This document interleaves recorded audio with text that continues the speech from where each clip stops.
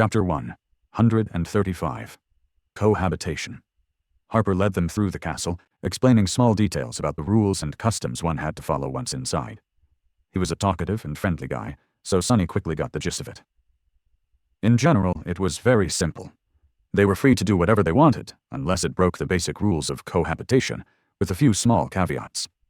There were areas in the marble fortress open to everyone, and areas that only members of Gunnlaug's host could enter. Those were marked by the symbol of a serpent coiled around a tall tower. As they walked, Sonny noticed several crude tapestries with that symbol woven on them.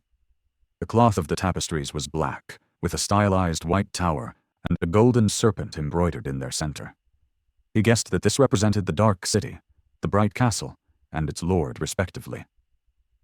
Apart from that, there wasn't much to know except for when and where to find food, water, and other necessities.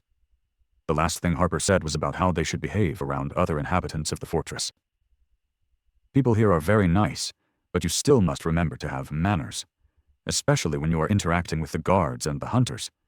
These guys protect us and risk their lives to provide for us, so they deserve our respect. If one of them, if there's a misunderstanding, be mindful of their burdens. Yes.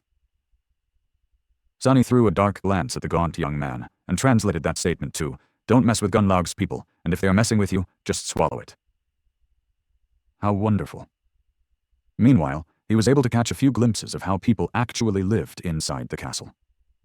To Sonny's surprise, they didn't seem nearly as put down and miserable as he had expected. In fact, everyone seemed to be more or less fine, going about their business with mundane casualness. Of course, there were signs of worry, stress, and pressure on their faces, but the same could be said about people in the real world. All in all, the inhabitants of the castle looked surprisingly ordinary. I guess humans can adapt to anything. What? And, as Changing Star had taught him, adaptability was the greatest strength.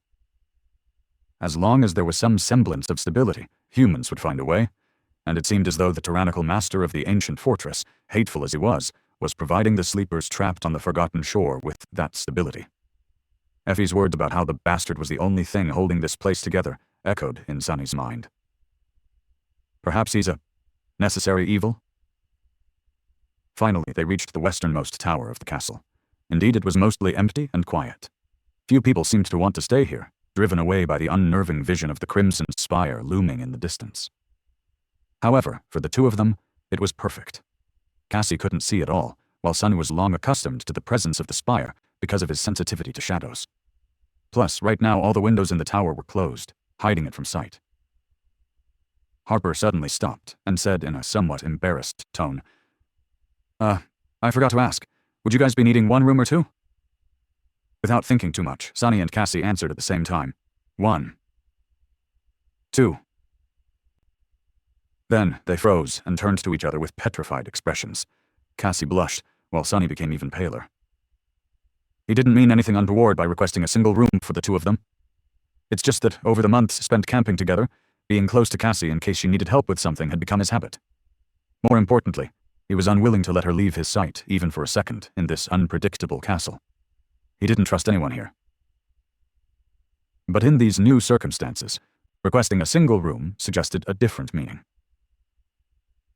But there wasn't. Clearing his throat, Sonny looked at Harper and said, 2 rooms if they're next to each other. Aye, that is not possible. Then 1. The skittish young man scratched the back of his head, and then answered in a somewhat surprised tone. All right. I think I can find 2 adjacent rooms for you. Follow me. With that, he began walking forward. Sonny glanced at Cassie, then shook his head and followed behind Harper.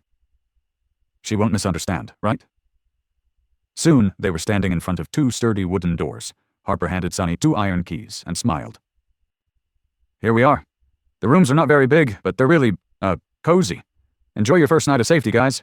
You must have not felt safe in a long time. I know I never did before entering the castle. Thank heavens that time is behind me. Anyway, food will be served 1 hour after sunrise tomorrow in the main hall of the keep. See you there. With that, he glanced at them one last time, smiled sheepishly, and walked away.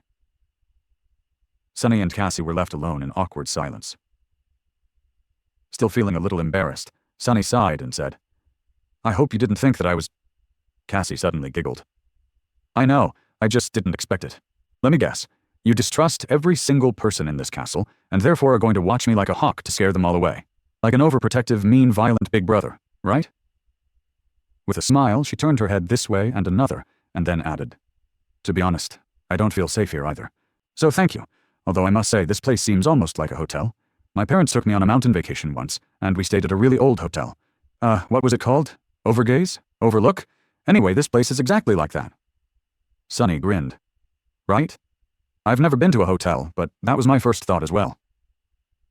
Of course, that was if the hotel in question was populated by hundreds of nightmare spell carriers, with a murderous tyrant for an owner, and not a single police officer around to call for help if something happened. Funny. Sunny had spent most of his life scared of the policemen and trying to avoid them at all costs. But now, he actually missed them a lot.